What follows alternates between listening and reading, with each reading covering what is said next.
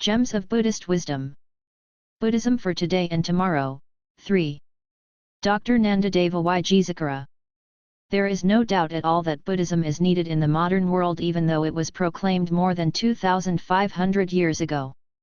It is because its message is ageless. It tells of loving kindness, compassion, joy, and peace. Peace is one quality which the world is now talking about, and which is most desired by world leaders and organizations alike. Yet, there are still a vast number of people who are not sure at all of this message proclaimed by the Buddha. This message of peace, and of love and happiness to all living beings was preached at a period when continents were divided by barriers, physical and geographical, linguistic and racial. Geographical isolation, slow and limited communication restricted the areas. As such, superstition was rife and knowledge was not shared. In such a situation, the unknown therefore surpassed the known. Technically and scientifically, the presently developed areas of the modern world were not developed or even underdeveloped. Therefore, the people living in those extensive continents had no opportunity to hear, know, and to understand even the essentials of the message of the Buddha. Another factor against the spread of the Buddha's message was the then prevalent method of propagating a religion. Religion was then spread by the sword and by conquest. Compared to this, Buddhism was the one religion that commissioned no lethal force nor crusading armies for its propagation. Yet for all these factors, Buddhism spread steadily to all the countries which India had communications and contacts with at that time. It spread slowly but surely along the ancient travel routes to Tibet, China, Korea, Japan, and central Turkestan. Emperor Asoka also sent Buddhist missions to kingdoms in the east and west through Buddhist monks and disciples. He sent a gift of Dhamana to Sri Lanka through his son Mahinda and daughter Sang Amida. A sapling of the Bodhi tree, Ficus religiosa, under which the Buddha attained full enlightenment, was brought to Sri Lanka by Sang Amida. This tree survives to this day as the oldest historical tree in the whole world. It is a symbol of enlightenment to all Buddhists. From Sri Lanka and India, Buddhism was taken to Myanmar, Thailand, Laos, Vietnam, Cambodia, and Indonesia. Today the world has shrunk in dimensions. The underdeveloped and the undeveloped have become technically and scientifically advanced, while once developed lands have become the underdeveloped areas. In this era, travel is easy, quick, and unrestricted. Communications are instantaneous. Hence the wealth of knowledge is everyone's common heritage, and there is no reason for them to be in ignorance of the Buddha's message. Criticisms. Yet even with the knowledge at everyone's disposal, there are still criticisms against Buddhism, as well as misconceptions and misunderstandings towards the teachings of the Buddha. There are learned people who try to equate Buddhism with Hinduism. There are also eminent persons who think of Buddhism as not different from any other theistic religion. Some even say that Buddhism is full of superstitious beliefs and practices. On the surface, these appear to be contradictions that impede ideological reconciliation. These seeming differences are due more to misunderstanding, misinformation and misinterpretation of the social dynamics and cultural heritages whose intricate patterns coexist in an unobtrusive manner in diverse societies in diverse ways. Therefore, to understand the nature of the teachings of the Buddha, it becomes necessary and essential to study the differences between Buddhism and any existing religion, so that we can be clear about the Buddha's message. Other religions are well planned to satisfy the psychological predispositions, questioning attitudes, and curiosities of other people. Their ways of thinking and believing so much so that every conceivable misgiving is provided with the best possible explanation. Some of these explanations are on a Creator's omniscience, His universal love and compassion. It is also said that some of these fundamental factors are not to be questioned. Some accept religion on blind faith, some on dogmatic theories. Nevertheless, these assumptions have satisfied the believing minds of the faithful devotees. Questioning is not for them. Logic and reason must give way to devotion. Rationalization, scientific explanation, logical agreement differs from religion to religion. It is asserted that these methods and techniques of modern science were not intended and cannot be applied in the case of religion. Religion was thought to be fundamentally different from science. It is supposed to be a revelation, a word of God. By contrast, Buddhism invites, welcomes, and encourages investigation, inquiry and introspection in a logical, rational, and scientific manner.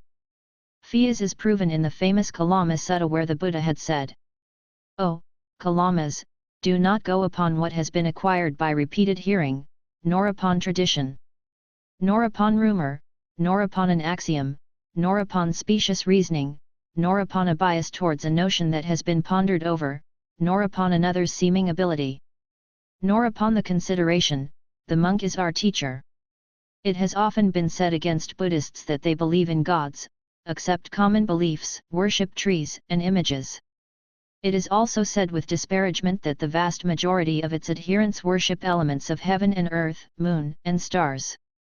Here the critics make a mistake of mixing cultural values, social customs, and traditional beliefs of people in various stages of social evolution. Either the critics forget or they do not know that Buddhism has never attempted to eliminate an existing way of life and its cultural values by a novel way of life on an unwilling person. In a like manner, if such doubting and questioning persons, critics or observers, were to ask a Buddhist individual of such Buddhist societies whether he believes in such a medley of concepts, he will answer yes and no. Because the believing person's mind is very accommodating. According to his mental makeup, there is nothing illogical in his way of thinking, in his logic and organization of the forces and elemental powers of the old and new, the unknown and mysterious. To this individual, Buddhism and its precepts stand above the substratum of the pyramid of old beliefs and superstitions with the moral codes and Tiratana. Buddha, Dhamma, and Sangha, placed high on the peak of the pyramid. One of the most consistent remarks made about Buddhism is that Buddhists have faith in the gods of their society. Such a Buddhist, when he supplicates, must not be mixed up with the real Buddhist who is seeking Nibbana. He must not be personified with Buddhism, the Dhamma taught by the Buddha. It is a misconception of the observers and the critics with regards to the believer who is fully conscious of his pyramidal structure of his religious beliefs. He believes there are good and evil spirits, beneficent deities, and benevolent superpowers. He also believes that the Buddha occupies the highest position in that hierarchy of gods in order of rank. With his limited scientific knowledge, he believes perhaps that all manner of help can be commissioned during crisis of life. Therefore, he does many things for this purpose and in relation to the realization of dire human needs during mental distress. But never has any such individual asked the Buddha and his disciples to intervene. The thinking Buddhists do not ask such favors. It is naturally understood that traditional values in certain societies formed the fundamental basis of the people's very existence and continuation. And it is also understood that every society still has remnants of its ancient traditions. Therefore it is not impossible for these traditional beliefs to be absorbed and to be practiced along with Buddhism. It is the way of life. What Buddhism did not do, other religions may have done and may attempt to do. In a zealous desire to convert, missionaries of other religions have destroyed the spirit of society and reduced them to dull and drab prototypes of an alien race and culture. Their eagerness to change the cultural values, traditional beliefs, and the social patterns take the form, shape and spirit of an attempt to force an alien religion with its alien cultural makeup on what they thought to be an inferior group. Thus, they attempted to change the socio-cultural and national spirit of a group of people. Such situations create irreparable damage socially and mentally because the missioners have suppressed the urge to live, and in turn paralyzed the will to progress. On the surface, such proselytization may appear successful. But, in the inner regions of the people's minds, the ancient beliefs and values still persist which blur all the outer light of new religions. Hence, within this society there will ensue a conflict not only of culture and race, but also of religion.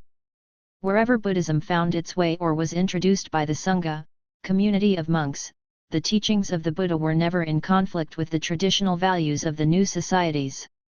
The old and the new, the ancient and the modern coexisted side by side. As the mind progressed with the growth and advancement of knowledge, the areas of magic and superstition, medicine and science became reduced. Synthesis took place, wholly or partially, and the process continues to this day. Therefore, to the superficial observer, to the die-hard critic and to the missionaries, these appear as contradictions which are irreconcilable. As a result, they condemn Buddhism out of ignorance and the difference in manner in which they view the teachings of the Buddha. They interpret the association with magic, even as a means of temporary human mechanism to satisfy a psychological tension or emotional crisis, as unwarranted irreligion. And added to this is the ironical fact that they have yet to accept that man's need for survival to attain the ultimate state of peace and happiness can only be achieved through the elimination of evil. By contrast, the Buddhist knows that all beings are impermanent, unsatisfactory, and are without a soul. The understanding of Buddha's message. To the statement that religion is fundamentally different from scientific rationalization, we can answer through Abhidhamma. Basically, this higher teaching of the Buddha proceeds to the world of scientific thinking of mind and matter, Namarupa. The fundamental teaching of the Buddha is the avoidance of evil, cultivation of good, and the purification of one's mind. To this is added that all component things are subject to the fundamental laws of change and impermanence, anicca, unsatisfactoriness, dukkha, and without a permanent living entity, anatta. A being is therefore nothing but Namarupa. Rupa is the manifestation of forces and qualities. The ancients knew them as atoms, paramanu. The Buddha termed them as fundamental units of matter. From this we know that Buddhism is up to date with the latest scientific discoveries of the nature of living beings. Birth in the Buddhist sense is termed as becoming. The process of becoming has therefore evolved in the course of time owing to ignorance in a series of causes and effects, paticca samuppada. These may be formulated thus. Because of ignorance arises volitional activities. Because of volitional activities arise consciousness. Because of consciousness arises mind and matter. Because of mind and matter arise six senses. Because of six senses arise contact. Because of contact arises craving. Because of craving arises attachment. Because of attachment arises karma conditions. Because of karma conditions arise birth. Because of birth arises old age and death. Naturally, if the cause ceases, the effect will also cease. That means, if ignorance can be completely eradicated, that will lead in stages to the cessation of birth and death. Having explained the origin of material things, mental desires, and human emotions, Buddhism attempts to explain the changing of life as one continuous cycle of being and becoming. This process is unsatisfactory. Therefore, this proves that even the achievements of the highest technological advancements of the modern world are still subjected to this universal law, Dhamma. Life itself is subject to this law. No being can evade or escape it. From this stage the Buddha then proceeded to analyze the present state of beings and to find a way to end this unsatisfactoriness and impermanence of all component things. Therefore, his message is clear. It was not one for running away in fear due to lack of human courage and human endeavor. It is a way of finding a solution to a problem, a haunting human problem, and of knowing a way out of a dangerous situation. Such situations will always be present in the world, now and hereafter, and they can best be described by the use of a parable. Anyone enveloped by a fire can escape only by getting away from it and not by remaining within it. The way to survive a flood or to cross a river is by getting onto a raft and floating on to safety. The way to overpower a snake is to get it out of the way. So the fire of hatred can be avoided and extinguished by love. The flood of attachment has to be overcome by detachment, and the river of samsara has to be crossed by cleansing the impurities of the mind. The sting of delusion can be removed by developing the quality of understanding. In this regard the Buddha taught one not to resort to extremes, but to follow a practical rational path which is the middle way. To keep to one extreme of suffering or the other extreme of pleasure is liable to lead a being to danger. This spiritual danger is still a prevalent feature in the modern world. It is not restricted to the ancient ages, and modern science and technology has not been able to overcome it because it deals with mental states and not the material states. Therefore, the difficult and sure way is the middle way. This is the path of righteousness, and is also called the Noble Eightfold Path. It is an answer to our human problems. It consists of 8 virtues arranged under 3 categories, viz., morality, sila, concentration, samadhi, and wisdom, Panna. Under Sila are grouped right speech, right action, and right livelihood. Under Samadhi are grouped right effort, right mindfulness, and right concentration. Under Panna are classed right understanding and right thoughts. The realization of these lead to the attainment of the final state of Nibbana.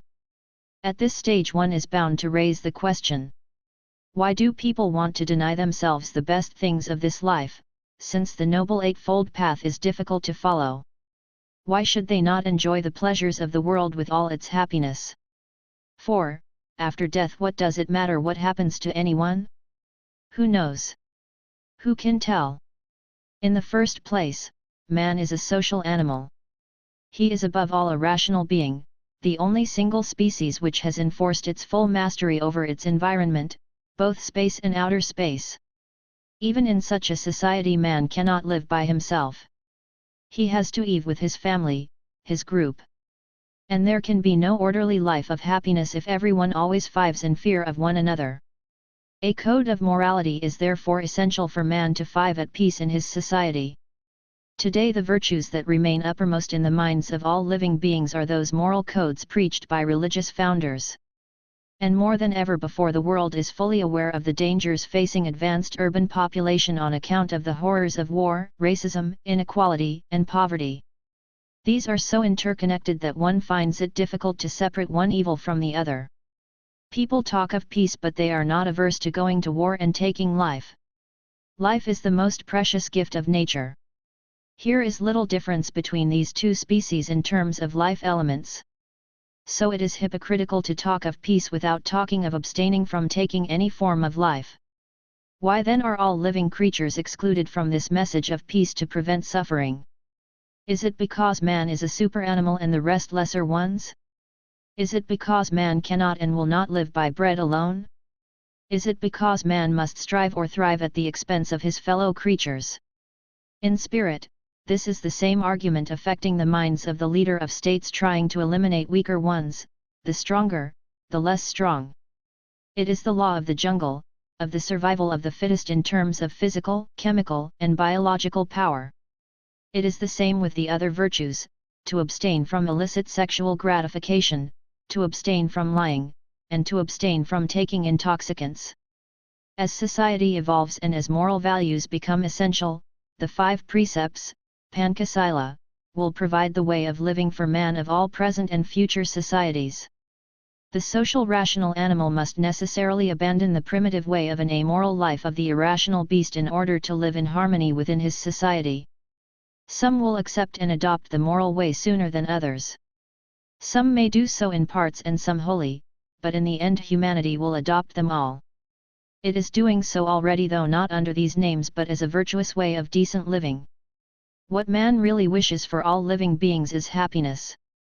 Man, the animal, should by now have really changed to man, the moral being whose interest in his fellow beings will begin to grow.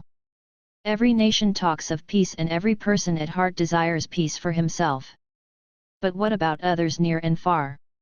Leaders talk their voices hoarse and cry out peace from all conceivable platforms. But without this very virtue being generated in the mind of the individual, no man nor nation can expect peace in the community, either at home or abroad. It is a happy sign to see this quality of understanding develop in the minds and hearts of the people, who have been fighting the fiercest and bloodiest of wars, and nations which have acquired the most potent weapons of mass destruction. With this understanding, other virtues of loving kindness, metta, compassion, karuna, joy in the happiness of others, mudita, and a mind full of equanimity, upekkha, will also develop. Man can be truly great, peaceful, and peace-loving only when he has cultivated these virtues and when he realizes and practices them. He is then nearer to the realization of mental happiness both in this world and the next. The perfect state of Buddha's message. The question now may be asked: why should we take all this trouble when the being has come to an end with the dissolution of the body in the world? In brief, why such pessimism? Is there a world beyond? What nature of world is it? The common answer is either heaven or hell. That may not be the final answer in Buddhism. A being does not cease becoming until he attains a perfect state of mental happiness. This can be achieved by the attainment of the final state of cleansing the mind of all defilements, such as attachment, raga, ill will, dosa, and ignorance, moha. It may be attained in this world by those who have been cultivating the mental states, leading step by step to this perfect state of beatitude. It may be in due course, during the course of becoming, when one day, becoming ceases. How can that be? And how does this operate? One's deeds can be good or bad, moral or immoral. One's mind may be developed or underdeveloped. One's attainments may be quick or slow. The being continues in a series of births and rebirths here or elsewhere according to his own deeds, karma. In accordance with the law of karma, a being is reborn in the course of transmigration, samsara. Ibis continuance of life, of mind and matter, this state of mental flux due to karmic force and effect reproduces this being in a series of fives. The process of mental purification should continue. The stages of mental attainment should develop until the man's mind is clean and he becomes a perfect man and attains perfect peace of nibbana. It was stated earlier that birth and rebirth continue in this and other states through the continuation of the momentum of mental flux according to one's own deeds. This process is explained in Buddhism by the doctrine of karma and rebirth. Birth continues until the karma that helps to sustain each resultant existence ceases. The ultimate cessation of birth brings about the perfect state of happiness called nibbana in Buddhism. This way of life so far outlined can be followed in this life both in the advanced and less advanced societies alike. But this desire of becoming leads no being to ultimate happiness. The being must cease to become. Mat should be the ultimate aim and objective of every being. It is the goal of a Buddhist and he practices the moral code in this hope and for this purpose. The state is within the grasp of everyone. It has to be realized by oneself. Here the laymen and particularly those of the West come up against problems unfamiliar to them, their philosophy of life and their accustomed religion. It is the idea of life after death in a series of rebirths in a variety of forms. Can such a thing be possible? But the Western thinker and the Western mind can now, better than previously, feel that such a thing is not impossible.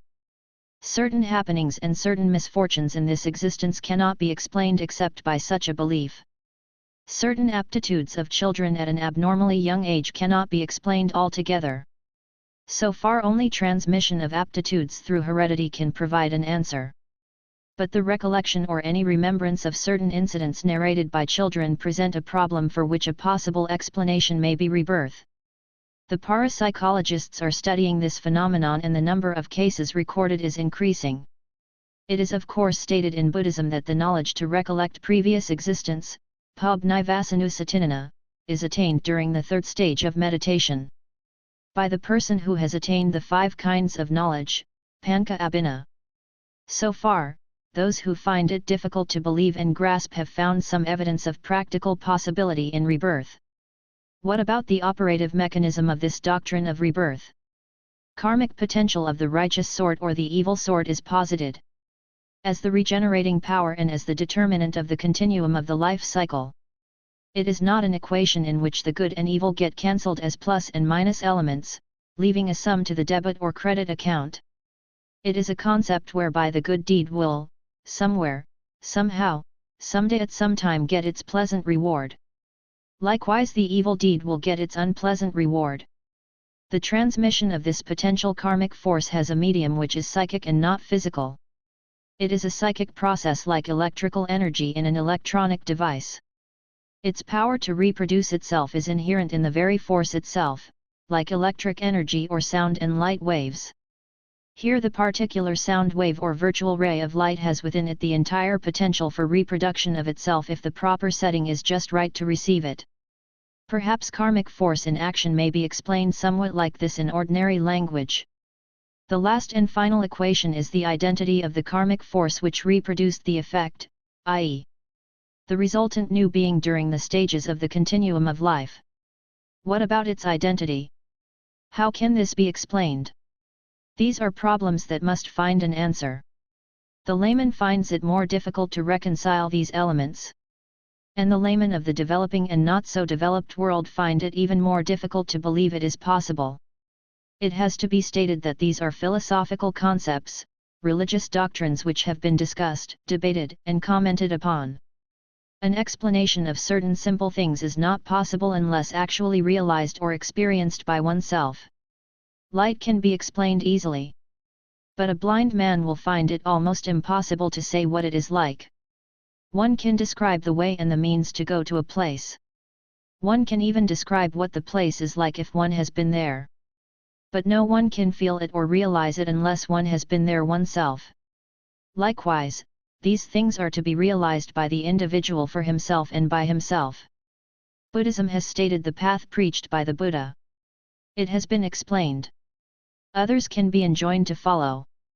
Beyond that no one can help. One is one's own savior. No one can save another. Adahiyatano natho. When one has followed the path, practiced the religion, and developed the mind, one cannot fail to attain that perfect and highest state of nibbana. That state is still within our reach.